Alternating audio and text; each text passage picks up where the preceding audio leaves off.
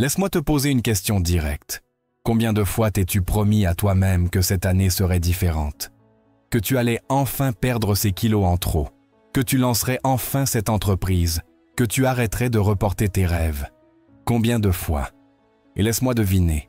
Te voilà, à chercher des réponses. Encore une fois, écoute, je ne te juge pas, vraiment pas.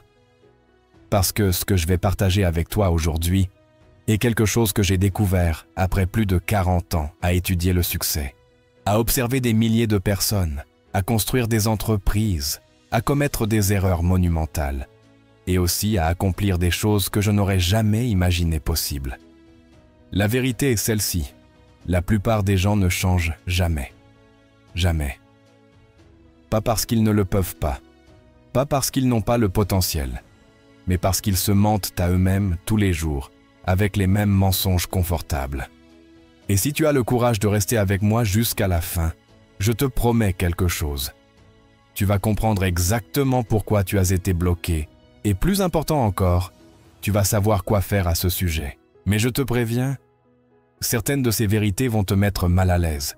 Elles vont te faire te regarder dans le miroir d'une façon que tu n'aimeras peut-être pas. Es-tu prêt pour ça? Eh bien, commençons. Tu vois, il existe un mensonge gigantesque qu'on nous a vendu depuis tout petit. On nous a dit que le changement est difficile, qu'il requiert une force de volonté surhumaine, que seuls les spéciaux peuvent transformer leur vie. Et sais-tu quoi? C'est des conneries. De pures conneries. Le changement n'est pas difficile. Ce qui est difficile, c'est de prendre la décision de changer. C'est cette partie qui nous tue. Parce que tout le monde veut que sa vie s'améliore. Tout le monde. Je n'ai pas rencontré une seule personne qui me dise « Tu sais quoi, Jim, je suis parfaitement heureux d'être médiocre, j'adore être fauché et misérable. » Non, tout le monde veut plus. Mais il y a une énorme différence entre vouloir changer et décider de changer. Et voici la première vérité inconfortable que tu dois entendre. La plupart des gens sont amoureux de l'idée du changement, pas du changement lui-même. Ils adorent t'en parler, ils sont fascinés par l'idée de l'imaginer, ils achètent les livres, regardent les vidéos, assistent aux séminaires, et pendant un moment, pendant ce bref et brillant moment, ils se sentent différents. Mais ensuite, ils rentrent chez eux, et la vie les attend avec ces mêmes routines, ces mêmes habitudes, ces mêmes excuses. Et sans s'en rendre compte, ils reviennent exactement là où ils étaient. Pourquoi? Parce qu'ils n'ont jamais pris la véritable décision. Laisse-moi t'expliquer quelque chose de crucial. Il existe une différence fondamentale entre « j'aimerais » et « je vais ». J'aimerais me mettre en forme n'est pas une décision, c'est un désir. Et les désirs sont bon marché, ils ne coûtent rien, ils ne requièrent pas d'engagement, ils ne demandent pas de sacrifice. Une véritable décision est différente. Quand tu décides quelque chose, quand tu décides vraiment, tu coupes toutes les autres options. Le mot « décision » vient du latin « decidere », qui signifie littéralement couper. C'est comme brûler les bateaux, tu comprends? Quand Cortés est arrivé au Mexique, il a brûlé les navires. Ces hommes n'avaient pas d'autre choix que d'avancer ou de mourir. Il n'y avait pas de plan B. C'est une décision réelle. Mais la plupart des gens gardent leurs bateaux intacts, prêts à appareiller pour retourner au confort dès que les choses deviennent un peu difficiles. Et voici ce qui est fascinant. Quand tu ne prends pas une décision réelle, ton esprit le sait, ton subconscient le sait, et c'est pourquoi il ne te soutient pas. Ton esprit pense « Pourquoi est-ce que je vais investir toute cette énergie dans quelque chose que ce type va abandonner dans 2 semaines ?» Ça a du sens. Maintenant, laisse-moi te raconter quelque chose qui a changé ma vie quand je l'ai enfin compris. Tout dans la vie implique de la douleur. Tout. Où tu souffres de la douleur de la discipline, où tu souffres de la douleur du regret. La différence est celle-ci. La douleur de la discipline pèse des grammes, la douleur du regret pèse des tonnes. Réfléchis-y. La douleur de te lever 1 heure plus tôt pour faire de l'exercice, c'est petit. Ce sont quelques minutes d'inconfort, de résistance mentale, de « je ne veux pas faire ça maintenant ». Mais la douleur de te regarder dans le miroir à 50 ans avec ta santé ruinée, en sachant que tu aurais pu faire quelque chose, cette douleur est dévastatrice. La douleur de dire non à cette dépense inutile, de serrer la ceinture, de vivre en dessous de tes moyens. Pendant que tu construis quelque chose, ça fait mal sur le moment. Mais la douleur d'arriver à 60 ans sans épargne, dépendant des autres, sans option, cette douleur est insupportable. Tu vois la différence? Mais voici le problème, et écoute-moi bien parce que ça explique presque tout. La douleur de la discipline est immédiate, tu la ressens maintenant, tandis que la douleur du regret est dans le futur. Et le cerveau humain est programmé pour éviter la douleur immédiate. C'est un instinct de survie. Ça a très bien fonctionné quand nous étions des hommes des cavernes esquivant des tigres. Mais dans le monde moderne, ça nous tue parce que ça nous fait choisir le confort d'aujourd'hui sur le succès de demain. Encore et encore, jusqu'à ce qu'un jour nous nous réveillions et nous demandions « Comment suis-je arrivé ici ?»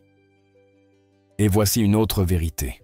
Un jour est le mensonge le plus dangereux que tu te racontes à toi-même. Un jour, je commencerai à prendre soin de moi. Un jour, je lancerai ce projet. Un jour, j'aurai cette conversation importante. Sais-tu quand arrive un jour? Jamais. Un jour n'existe pas dans le calendrier. Il n'y a pas un jour de la semaine appelé un jour. C'est juste une illusion, une façon élégante de dire jamais, sans l'admettre. Et le pire, c'est que un jour te fait te sentir mieux avec toi-même. Ça te donne l'illusion que tu as des intentions. Ça te permet d'éviter la culpabilité. Oh, je vais changer, juste pas maintenant, un jour. Mais laisse-moi te dire quelque chose que j'ai appris à la dure. La vie ne te donne pas de crédit pour de bonnes intentions. Zéro. Peu importe combien tu voulais faire quelque chose, peu importe combien tu le planifiais, seul compte ce que tu as fait. À la fin de ta vie, quand tu feras le bilan, tu n'auras pas une colonne pour « chose que j'avais l'intention de faire ». Tu n'auras que les résultats, ce qui s'est vraiment passé. Et la question qui te hantera, si tu ne changes pas, est celle-ci. Pourquoi ne l'ai-je pas fait quand j'aurais pu? Laisse-moi te raconter une histoire rapide. J'ai rencontré un homme il y a des années, appelons-le Roberto. Roberto avait un rêve. Il voulait écrire un livre sur son expérience de construction de son entreprise à partir de rien. Chaque fois que je le voyais, il me disait « Jim, un jour, je vais écrire ce livre quand j'aurai le temps, quand je prendrai ma retraite, quand les choses se calmeront. » 20 ans ont passé. 20. Et sais-tu quoi? Roberto est mort à 62 ans d'une crise cardiaque. Son livre n'a jamais été écrit. Ses leçons sont parties avec lui, son héritage est resté en mots non dits. Combien de Robertos y a-t-il dans le monde? Des millions.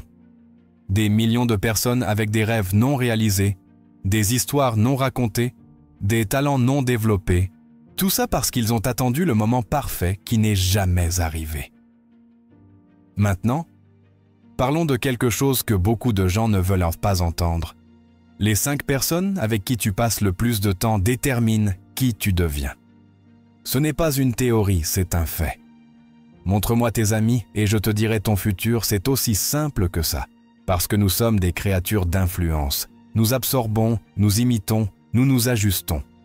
Si tu passes du temps avec 5 personnes qui se plaignent toute la journée, qui blâment le gouvernement, l'économie, leur patron, leur femme, le temps, que crois-tu que tu vas commencer à faire? Exactement. Si tu t'entoures de gens qui ne lisent jamais un livre, qui ne font jamais d'efforts pour s'améliorer, qui sont parfaitement à l'aise avec la médiocrité, crois-tu que tu seras différent? Tu ne le seras pas.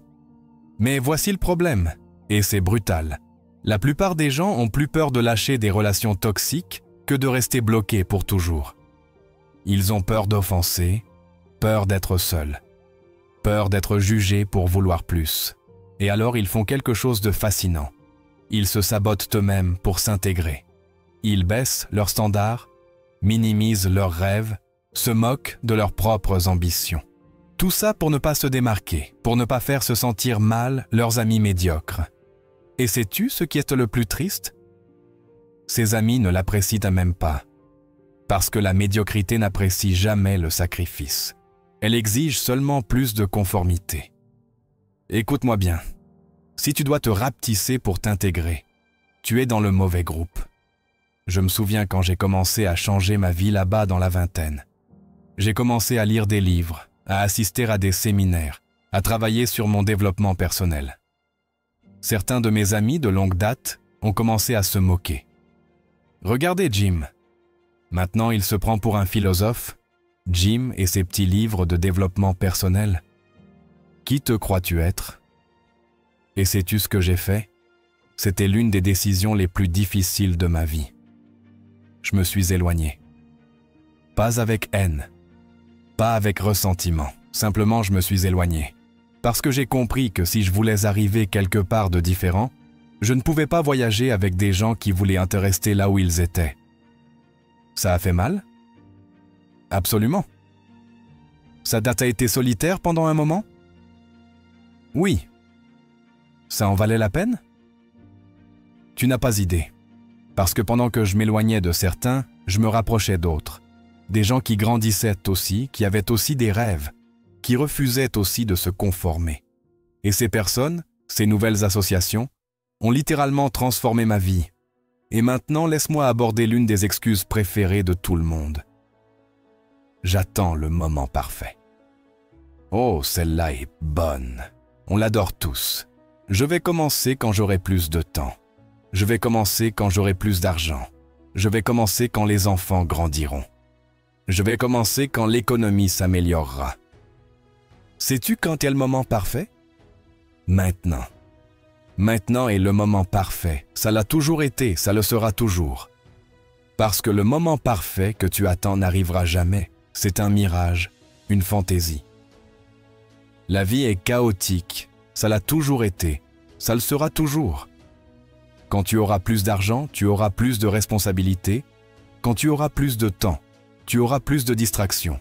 Quand les enfants grandiront, tu auras d'autres problèmes. Les circonstances ne s'aligneront jamais parfaitement. Jamais.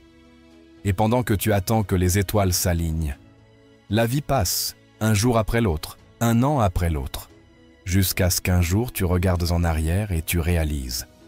Tu as gaspillé des décennies à attendre un moment qui n'est jamais arrivé. Sais-tu quelle est la vérité? Les personnes réussies n'attendent pas des conditions parfaites. Elles créent du progrès dans des conditions imparfaites. Elles commencent avec ce qu'elles ont, là où elles sont, avec le peu qu'elles savent. Et pendant que tous les autres attendent, elles construisent.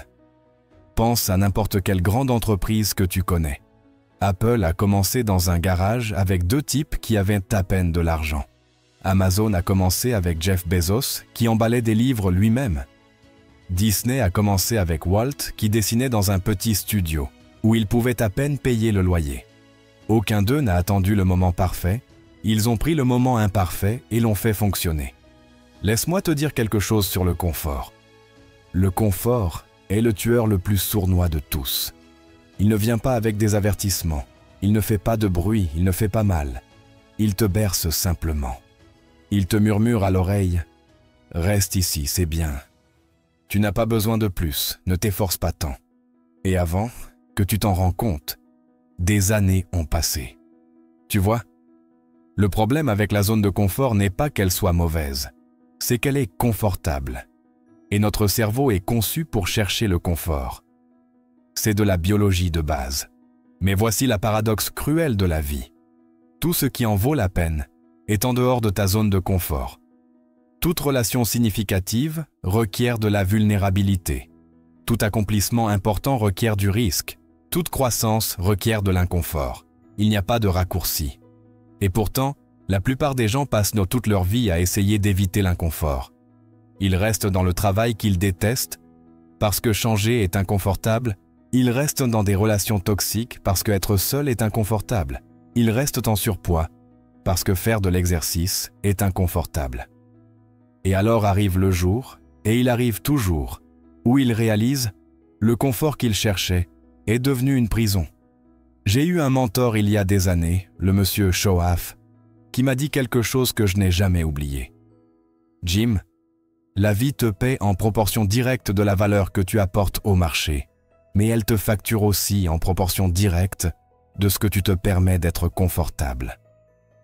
En d'autres termes, plus tu es confortable, plus tu te factures à toi-même en opportunités perdues. Maintenant, laisse-moi te donner quelque chose d'extrêmement pratique. Si tu veux vraiment changer, si tu le veux vraiment, voici ce que tu dois faire. Engage-toi pour 90 jours. Pas un jour, pas une semaine, 90 jours complets. Pourquoi 90 jours? Parce que n'importe qui peut faire quelque chose un jour. Ce n'est pas du changement, c'est une expérience. Une semaine n'est pas non plus suffisante, tu fonctionnes encore avec une motivation temporaire. Mais 90 jours, c'est là que le miracle se produit. En 90 jours, le nouveau devient familier, le difficile devient gérable, l'impossible devient routine. Les premiers 30 jours sont les plus difficiles. Ton corps et ton esprit vont protester, ils vont crier, ils vont te donner 1000 raisons pour lesquelles tu devrais arrêter. Ignore-les. Les 30 jours suivants sont ceux où tu construis de l'élan. Les choses commencent à couler un peu mieux. Tu commences à voir des résultats petits. Tu commences à croire que peut-être, juste peut-être, ça pourrait marcher. Les 30 derniers jours sont ceux où tu solidifies l'habitude, où ce qui autrefois requérait un effort conscient devient presque automatique.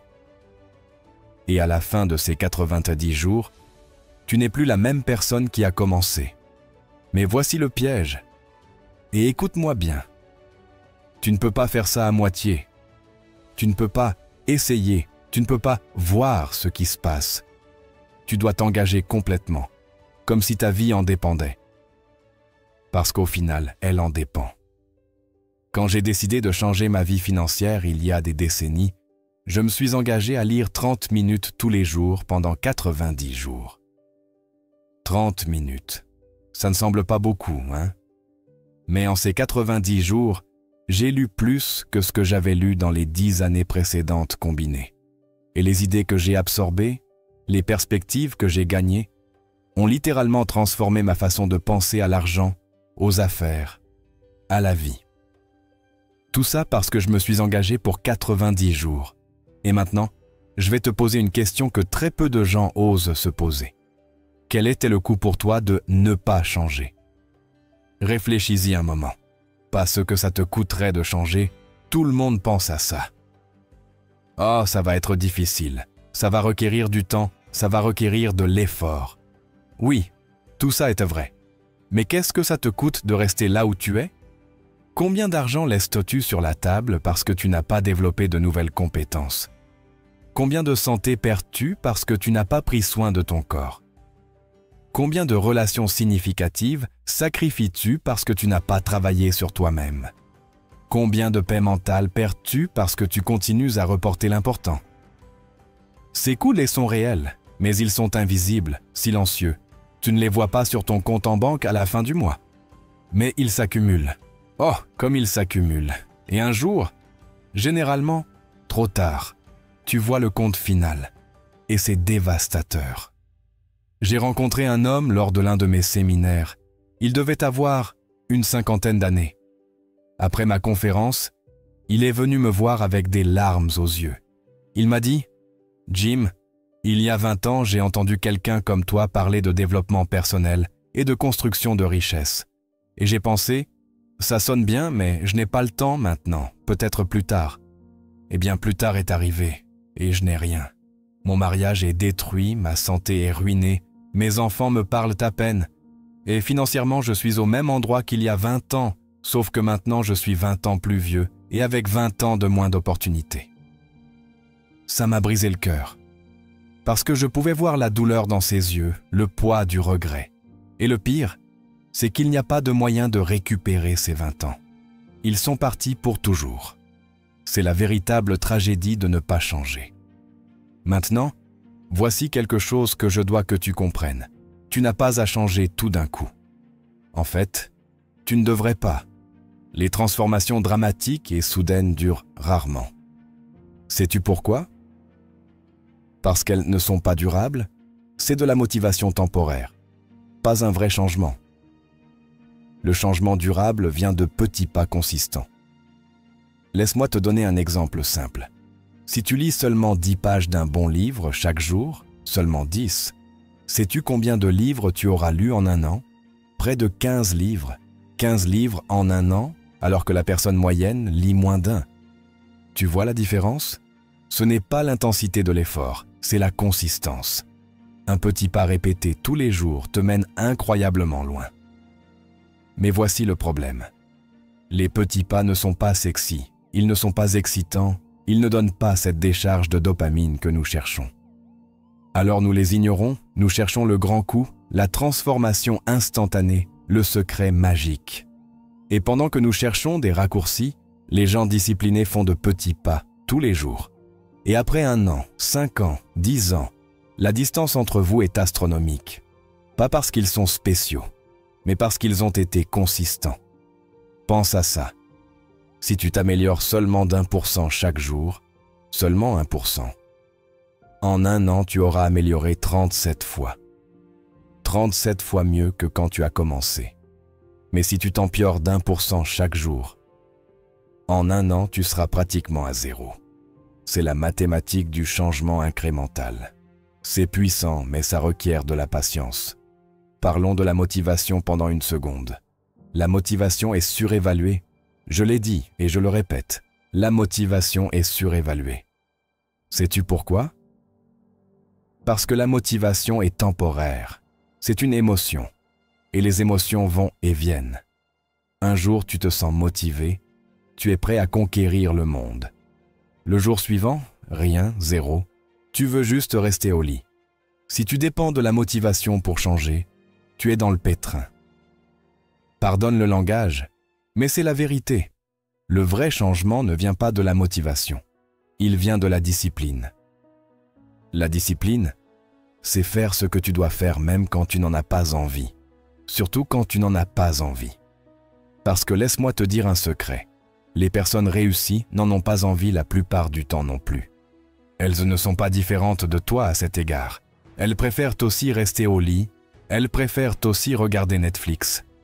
Elles ressentent aussi de la paresse. La différence, c'est qu'elles le font quand même. Elles n'attendent pas de se sentir motivées, elles n'attendent pas d'en avoir envie, elles le font simplement. Et voici ce qui est fascinant. La motivation vient souvent après l'action, pas avant. Tu commences sans envie, mais une fois que tu es en mouvement, l'énergie arrive, l'élan se construit, et soudain tu n'as plus besoin de motivation. Mais tu dois faire ce premier pas sans elle. Je me souviens de matins, des centaines de matins, où je devais donner une conférence, et la dernière chose que je voulais faire était de me lever à 5 heures du matin pour me préparer. Je ne me sentais pas motivé, je me sentais fatigué, somnolent. Je préférais rester au lit. Mais sais-tu quoi? Je me levais quand même. Et une fois que je commençais à relire mes notes, à préparer mon esprit, l'énergie arrivait. Quand je montais sur scène, j'étais complètement présent, complètement engagé. Mais ça n'aurait jamais arrivé si j'avais attendu d'avoir envie de me lever. Et maintenant, je vais toucher à quelque chose de profond. Le plus grand obstacle à ton changement n'est pas dehors. Ce n'est pas ton patron, ce n'est pas ton partenaire, ce n'est pas l'économie, ce n'est pas ton éducation, ce n'est pas ton passé. C'est ton dialogue interne, cette voix dans ta tête qui te dit constamment « Tu n'es pas assez bon, tu n'as pas ce qu'il faut, il est trop tard pour toi. Les gens comme toi n'accomplissent pas ces choses. Cette voix est mortelle. Et voici ce que tu dois comprendre, cette voix ment. Ce n'est pas la vérité, c'est juste une histoire que tu t'es racontée tant de fois que tu l'as acceptée comme réalité. Mais ce n'est pas réel. Sais-tu comment je sais qu'elle ment? Parce que tu peux changer cette histoire aujourd'hui même. Tu peux décider, il y a ce mot encore, décider, que tu ne vas plus croire ces mensonges. Tu peux les remplacer par de nouvelles vérités. J'apprends et je grandis chaque jour. J'ai ce qu'il faut ou je vais le développer. Chaque jour est une nouvelle opportunité. Les gens comme moi peuvent accomplir n'importe quoi qu'ils se proposent. Ça sonne simple? Ça l'est. Est-ce facile? Non, parce que tu as nourri ces mensonges pendant des années, peut-être des décennies. Ils ont des racines profondes, mais les racines peuvent être coupées, les patterns peuvent être brisés, les histoires peuvent être réécrites. Tu as juste besoin de décider de le faire. Et laisse-moi te dire autre chose.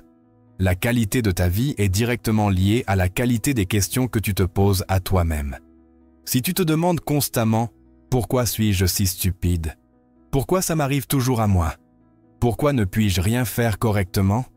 Ton esprit va trouver des réponses et ces réponses vont renforcer ta médiocrité.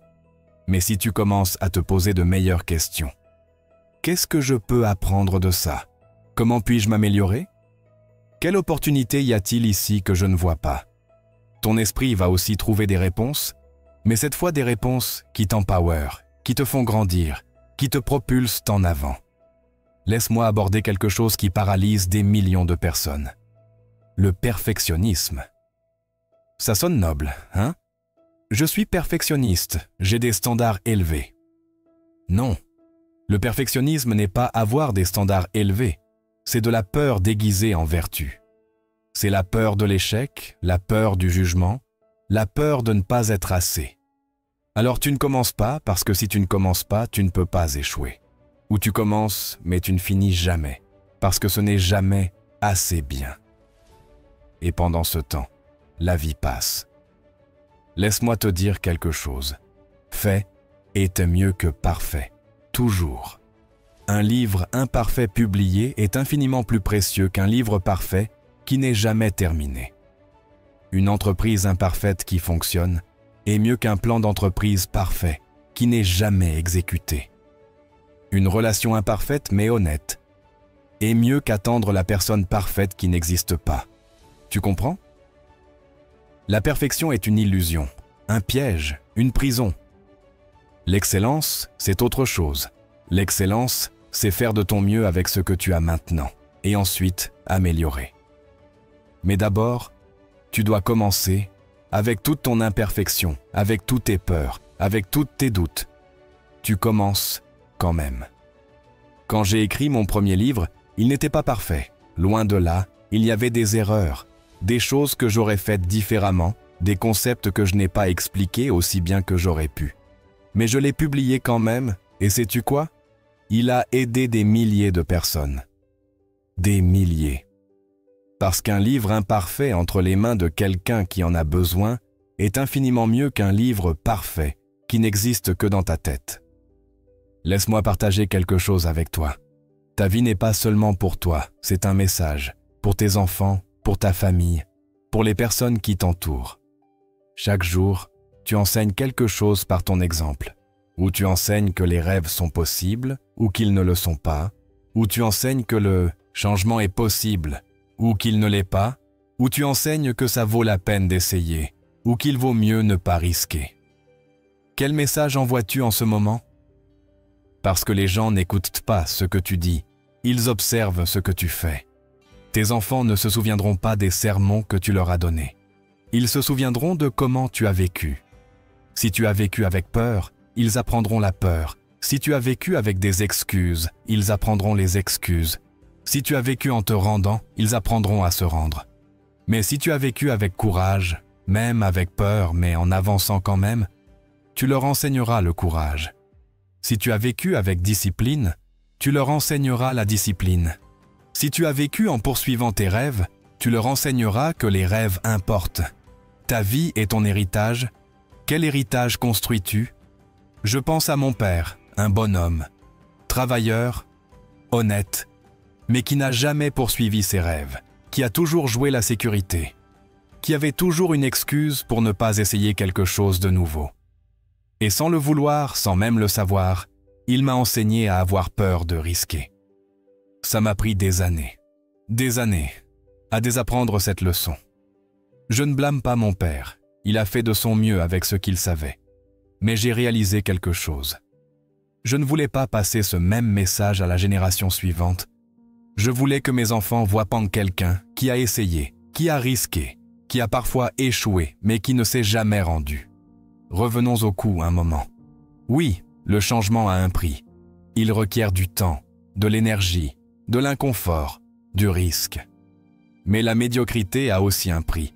Et laisse-moi te dire, ce prix est bien plus élevé.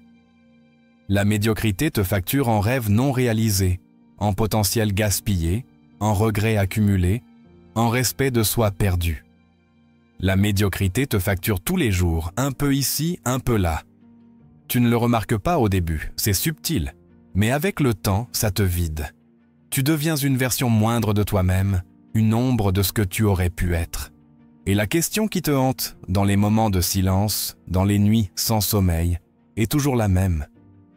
Et si j'avais essayé? C'est le prix de la médiocrité, et il est impayable. Pense à ça. À la fin de ta vie, tu auras l'un de deux types de douleurs. La douleur de la discipline, qui est la douleur d'avoir lutté, d'avoir essayé, d'avoir donné tout ce que tu avais, même si parfois tu as échoué. Ou la douleur du regret, qui est la douleur de savoir que tu aurais pu, mais que tu ne l'as pas fait, que tu as eu l'opportunité, mais que tu l'as gaspillée, que tu as eu le potentiel, mais que tu ne l'as jamais développé. Lequel de ces deux douleurs préfères-tu porter? Parce que tu en porteras une des deux, il n'y a pas moyen d'y échapper. La question était laquelle tu choisis. Et nous y voilà, à la fin de notre conversation. Et je veux que tu comprennes quelque chose de fondamental. Personne ne peut changer ta vie à ta place. Ni moi, ni un livre, ni une vidéo, ni un séminaire. Seulement toi. Seulement toi as le pouvoir de décider qu'aujourd'hui, maintenant même, les choses vont être différentes. Seulement toi peux faire ce premier pas. Seulement toi peux tenir la promesse que tu te fais à toi-même. Et oui, ça va être difficile. Certains jours, tu voudras abandonner. Certains jours, tu vas échouer. C'est OK. Le succès ne consiste pas à ne jamais échouer. Il consiste à ne jamais abandonner. Il consiste à te relever une fois de plus que tu n'es tombé. Il consiste à avancer même quand tout en toi veut t'arrêter. Parce qu'à l'autre bout de cette résistance, de cet inconfort, de cette peur, se trouve la version de toi que tu as toujours su que tu pouvais être. Cette version t'attend. Mais tu dois aller la chercher. Laisse-moi te dire quelque chose que j'ai observé pendant toutes ces années. Il existe 3 types de personnes dans ce monde. Le premier type sont ceux qui font que les choses arrivent. Ce sont ceux qui agissent, ceux qui n'attendent pas de permission, ceux qui voient un problème et le résolvent, ceux qui ont une idée et l'exécutent. Ils sont une petite minorité, peut-être 5% de la population. Le deuxième type sont ceux qui regardent les choses arriver. Ce sont les spectateurs, ceux qui voient les autres construire des empires, créer de l'art, changer le monde, et s'émerveillent depuis les gradins. Ils sont la majorité, probablement 85%. Ce sont de bonnes personnes, elles travaillent en dur, perdent leurs factures, mais ne se risquent jamais à entrer dans le jeu. Et le troisième type sont ceux qui se demandent ce qui s'est passé. Ce sont ceux qui arrivent à la fin de leur vie complètement surpris de comment les choses ont fini. Qu'est-ce qui s'est passé? Où est passé le temps? Comment suis-je arrivé ici? Ils sont peut-être 10%. La question que tu dois te poser est: dans quelle catégorie es-tu? Et plus important, dans quelle catégorie veux-tu être? Parce que tu peux changer de catégorie. Tu n'es pas piégé. La catégorie dans laquelle tu es aujourd'hui est le résultat des décisions que tu as prises hier. Et la catégorie dans laquelle tu seras demain est le résultat des décisions que tu prendras aujourd'hui. C'est aussi simple que ça. Pas facile, mais simple.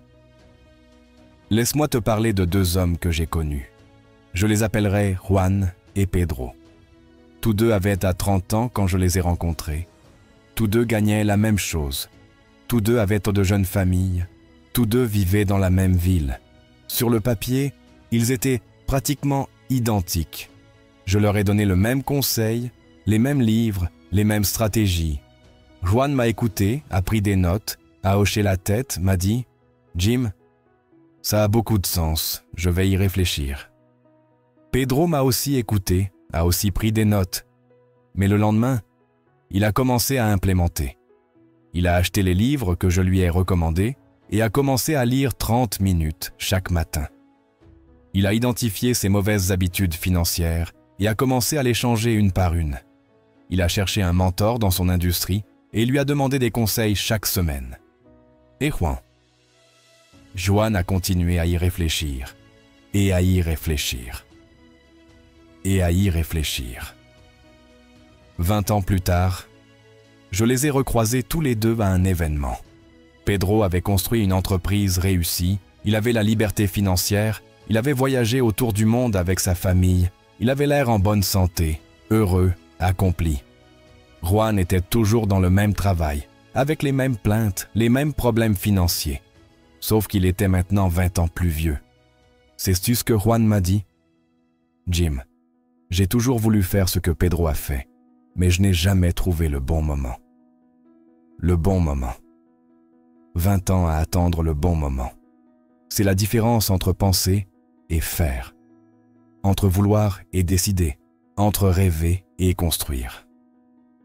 Voici quelque chose que beaucoup ne comprennent pas. Ta vie ne se définit pas par les grandes décisions. Elle se définit par les petits choix que tu fais tous les jours. Ce n'est pas la décision de « je vais être réussi » qui compte. C'est la décision de te lever tôt aujourd'hui. C'est la décision de lire au lieu de regarder la télé aujourd'hui. C'est la décision d'épargner cet argent aujourd'hui. C'est la décision de faire cet appel difficile aujourd'hui. Ce sont ces petites décisions, répétées jour après jour, qui construisent ou détruisent ton futur. Mais le problème, c'est qu'elles sont si petites qu'elles ne semblent pas importantes.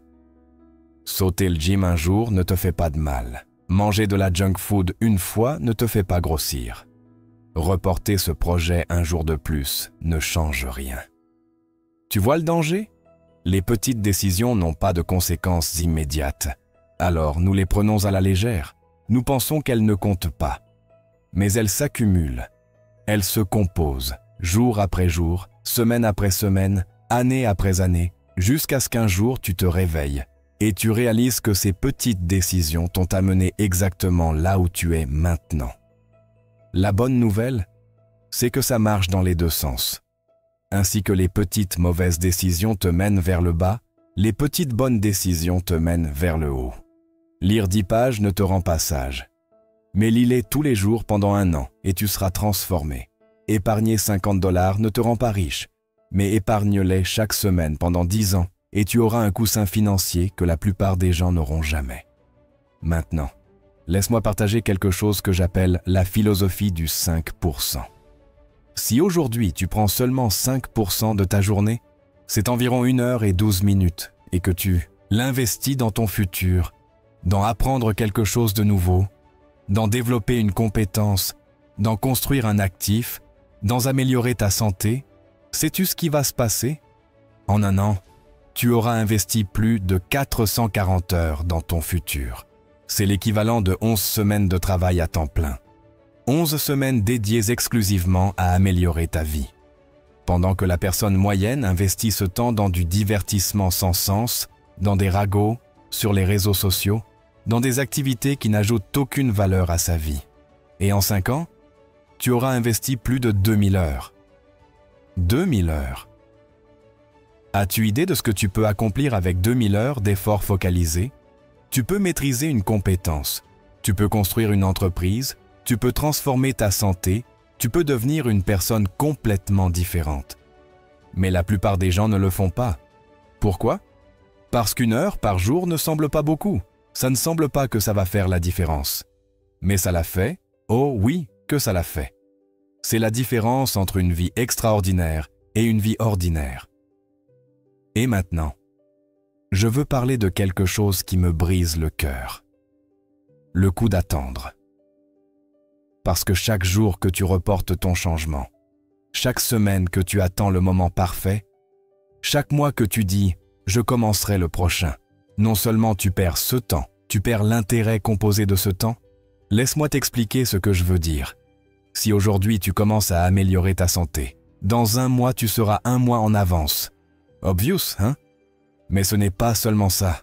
Parce que ce mois de progrès te donne de l'élan, te donne de la confiance, te donne des résultats que tu peux voir, et ça fait que le deuxième mois est plus facile. Et le deuxième mois fait que le troisième mois est plus facile. Ça se compose. Mais si tu attends un mois pour commencer, non seulement tu perds ce mois, tu perds l'élan que ce mois t'aurait donné. Tu perds la confiance que ce mois t'aurait donné. Tu perds l'intérêt composé de cet effort initial. C'est comme l'argent à la banque. Si tu investis 1 000 $ aujourd'hui à 10% annuel, en 30 ans, tu auras plus de 17 000. Mais si tu attends un an pour investir ces 1 000 $, à la fin de 30 ans, tu auras seulement 15 500. Tu as perdu plus de 1 500 $ juste en attendant un an. C'est le coût de l'intérêt composé perdu. La même chose arrive avec ta vie. Chaque jour que tu attends pour changer n'est pas juste un jour perdu. C'est un jour d'intérêt composé perdu. Et ça s'additionne rapidement. Maintenant, je dois parler de quelque chose d'inconfortable mais nécessaire. La responsabilité personnelle. Et voici, prépare-toi. Tout ce que tu as dans ta vie maintenant est le résultat de tes décisions passées. Tout. Ta santé, tes finances, tes relations, ta carrière, tout. Je sais que c'est dur à entendre. Je sais qu'il est plus facile de blâmer les autres, de blâmer les circonstances, de blâmer le système. Et oui, c'est vrai que tout le monde ne commence pas avec les mêmes avantages, que certains ont des obstacles plus grands que d'autres, que la vie n'est pas juste. Tout ça est un vrai. Mais voici ce qui est aussi vrai. Blâmer ne change rien. Tu peux avoir raison, ou tu peux obtenir des résultats, mais rarement les deux. Tant que tu blâmes, tu donnes ton pouvoir à des facteurs externes, tu dis « ma vie est entre les mains des autres ». Et si ta vie est entre les mains des autres, comment vas-tu la changer? La responsabilité personnelle n'est pas sur te blâmer toi-même, c'est sur t'empower toi-même. C'est sur dire « ok, c'est ce que j'ai, c'est où je suis. Ce n'est peut-être pas ma faute, mais c'est ma responsabilité d'en faire quelque chose. » C'est libérateur, pas limitant. Quand tu acceptes la responsabilité totale de ta vie, quelque chose de magique se produit.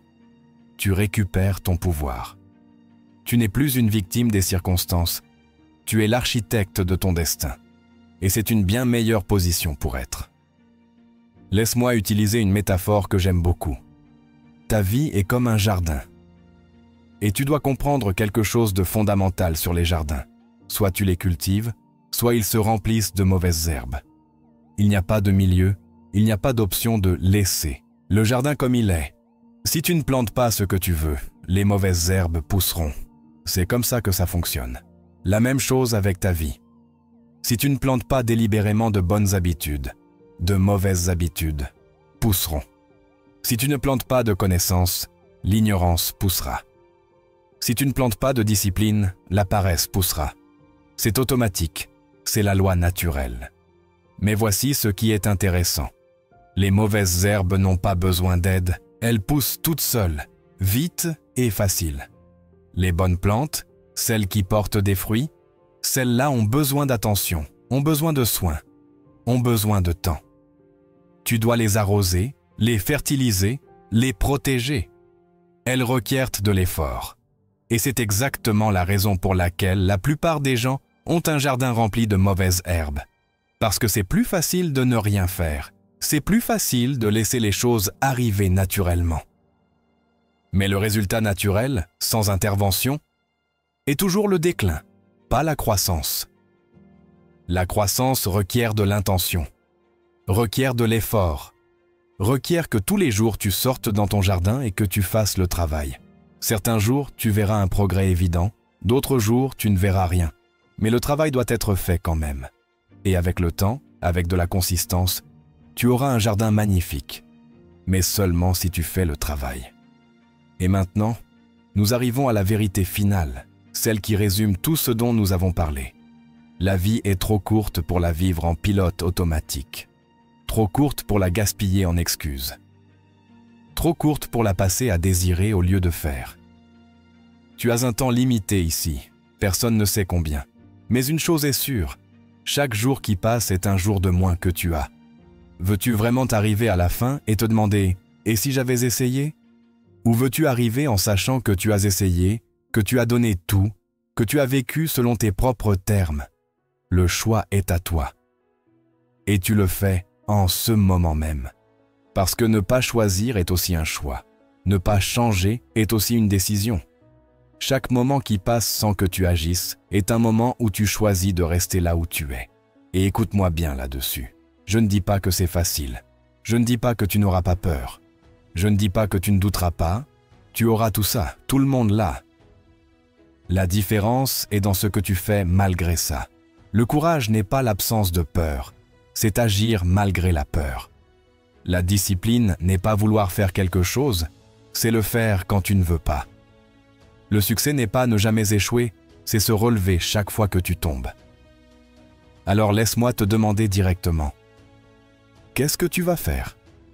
Pas demain, pas le prochain lundi, pas quand les étoiles s'aligneront.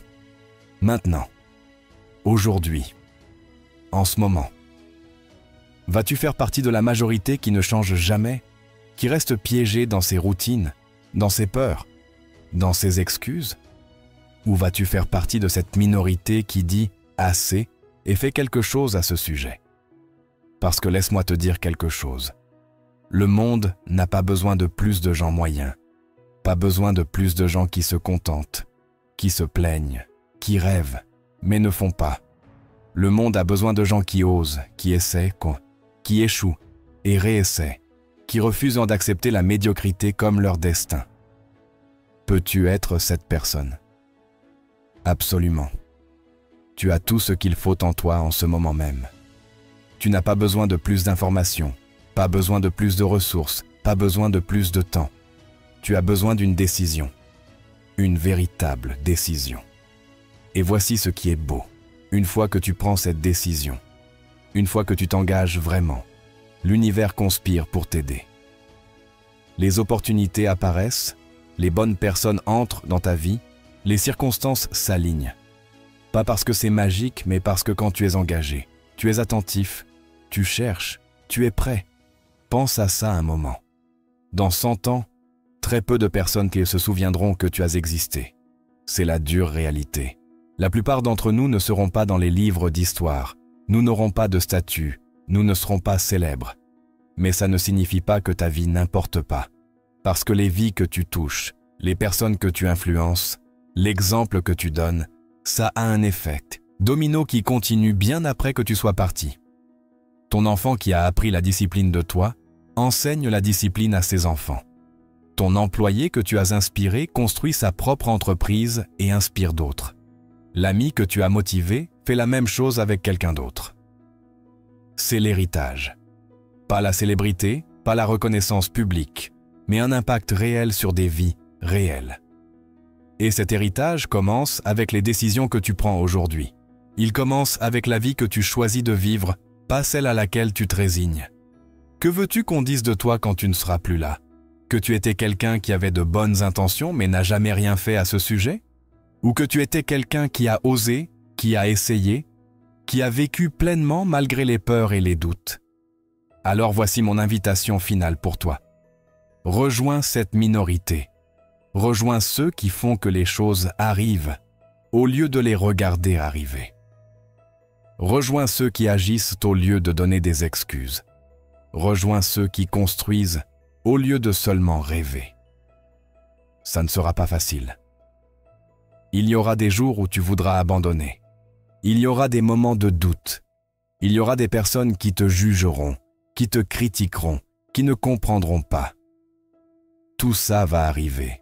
Mais il y aura aussi autre chose. Il y aura du progrès. Il y aura de la croissance. Il y aura la satisfaction profonde de savoir que tu deviens quelqu'un de meilleur. Il y aura la paix qui vient de savoir que quand ta tête touche l'oreiller chaque nuit, tu as donné le meilleur de toi ce jour-là.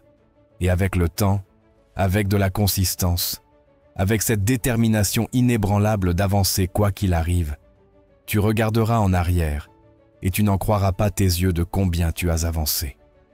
Tu verras la personne que tu étais et la personne en qui tu t'es transformé. Et la différence sera astronomique. Mais tout commence par une décision. Par cet engagement inébranlable que les choses vont changer. Pas « j'aimerais qu'elles changent », pas « j'espère qu'elles changent ». mais elles vont changer parce que je vais le faire arriver. Laisse-moi te laisser avec ça, et je veux que tu l'écoutes vraiment, pas seulement avec tes oreilles, mais avec ton cœur. Ta vie actuelle est le résultat de ta philosophie passée. Ta vie future sera le résultat de ta philosophie actuelle. Si tu changes ta philosophie, tu changes ta façon de penser. Si tu changes ta façon de penser, tu changes ta façon d'agir. Si tu changes ta façon d'agir, tu changes tes résultats. Si tu changes tes résultats, tu changes ta vie. Aussi simple que ça. La plupart des gens ne changent jamais parce qu'ils ne changent jamais leur philosophie. Ils continuent à penser la même chose, à faire la même chose, à obtenir la même chose, et se demandent pourquoi rien ne change. Mais toi, maintenant, tu sais mieux. Tu sais que le changement est possible. Tu sais qu'il est disponible pour toi. La question est, vas-tu le prendre? Parce que je peux te donner toutes les informations du monde, toutes les stratégies, tous les outils. Mais à la fin de la journée, la responsabilité est la tienne. Personne ne viendra te sauver. Personne ne fera le travail à ta place. C'est toi. Ça a toujours été toi. Ça sera toujours toi. Et honnêtement, c'est la meilleure chose qui puisse t'arriver. Parce que ça signifie que tu as le pouvoir. Ça signifie que tu ne dépends de personne d'autre. Ça signifie que tu peux commencer maintenant même, sans permission, sans approbation, sans attendre que les circonstances soient parfaites. Alors la question avec laquelle je te laisse est celle-ci. Qu'est-ce que tu vas faire de ce pouvoir? Vas-tu le gaspiller comme le fait la majorité? Ou vas-tu l'utiliser comme le font ceux qui accomplissent des choses extraordinaires? La vie attend ta réponse. Pas avec des mots, mais avec des actions. Montre à la vie. Montre-toi à toi-même. De quoi tu es vraiment fait. Le moment est maintenant. Il n'y a pas de meilleur moment. Il n'y en aura pas de meilleur. C'est ton moment. Prends-le.